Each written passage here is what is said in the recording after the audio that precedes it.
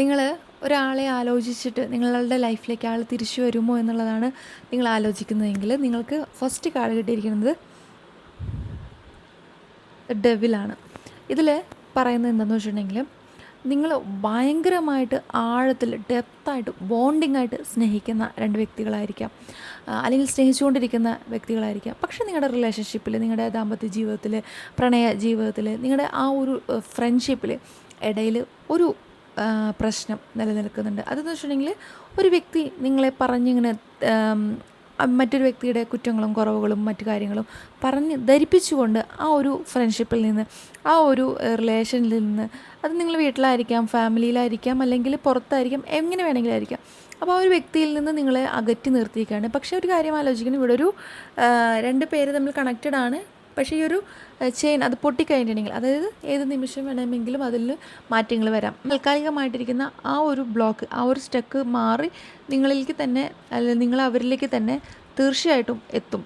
കാരണം എന്താണെന്നുള്ള ആ ഒരു ഡെവിൽ ഇല്ലാതെയായി, അതായത് ആ ഒരു അസത്യം നിങ്ങൾ മനസ്സിലാക്കി നേരെ മുന്നിലേക്ക് പോകാനുള്ള സാഹചര്യങ്ങൾ എല്ലാം തന്നെ നിങ്ങൾക്ക് വരുന്നുണ്ട് എന്നുള്ളതിൻ്റെ ഏറ്റവും വലിയ സിമ്പിളാണിത്. കാരണം നിങ്ങൾക്ക് ഉറങ്ങാൻ കഴിയുന്നില്ല, ഉറക്കമില്ലായ്മ, നിങ്ങൾ ഉറങ്ങിക്കഴിഞ്ഞാൽ ദുസ്വപ്നങ്ങൾ കാണുക, വല്ലാത്തൊരു ഭയം, പിരിമുറുക്കം, മാനസികമായിട്ട് വളരെ അധികം അസ്വസ്ഥമായിക്കൊണ്ടാണ് നിങ്ങളിപ്പോൾ പോയിക്കൊണ്ടിരിക്കുന്നത്. വല്ലാത്തധികം ചിന്തകൾ, കാര്യങ്ങൾ എല്ലാം നിങ്ങളുടെ ലൈഫിൽ വന്നിരിക്കുന്നുണ്ട്. പക്ഷേ ഒരു ശുഭപ്രതീക്ഷ നിങ്ങൾക്ക് ഇവിടെ ഇതിൽ പ്രതീക്ഷിക്കാവുന്ന ഒരു കാര്യമാണ്. ഇനി നമുക്ക് അടുത്ത കാർഡ് നോക്കാം.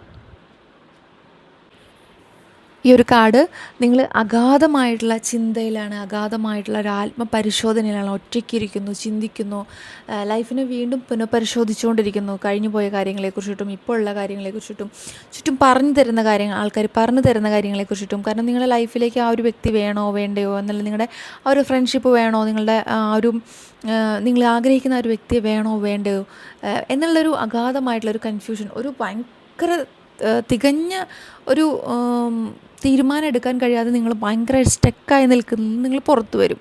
കാരണം നിങ്ങൾ ആഗ്രഹിക്കുന്ന കാര്യത്തിൽ എത്താനായിട്ട് തീർച്ചയായിട്ടും നിങ്ങളുടെ ചിന്തകൾ കൊണ്ട് സാധിക്കും. അതിനെ നിങ്ങൾ ഒറ്റയ്ക്കിരുന്ന് വളരെയധികം ഇരുന്ന് ചിന്തിക്കുന്നുണ്ട്, അതിന് പുനഃപരിശോധന നടത്തിക്കൊണ്ടിരിക്കുന്നുണ്ട്. എല്ലാ ബഹളങ്ങളിൽ നിന്നും മാറി നിങ്ങൾ ഒറ്റയ്ക്കിരുന്ന് ചിന്തിക്കുമ്പോൾ നിങ്ങളുടെ ഉള്ളിൽ നിന്ന് ഒരു ഇന്നർ വോയിസ് തന്നെ നിങ്ങളെ സപ്പോർട്ട് ചെയ്യുന്നുണ്ട്.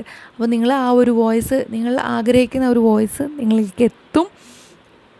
നിങ്ങളുടെയൊക്കെ ആ ഒരു ഇന്നർ വോയിസ് ഭയങ്കര അധികം സപ്പോർട്ടീവാണ്. അപ്പോൾ ഇത് നിങ്ങൾക്ക് കണക്റ്റഡ് ആണെന്നുണ്ടെങ്കിൽ കമൻറ്റ് ചെയ്യണേ.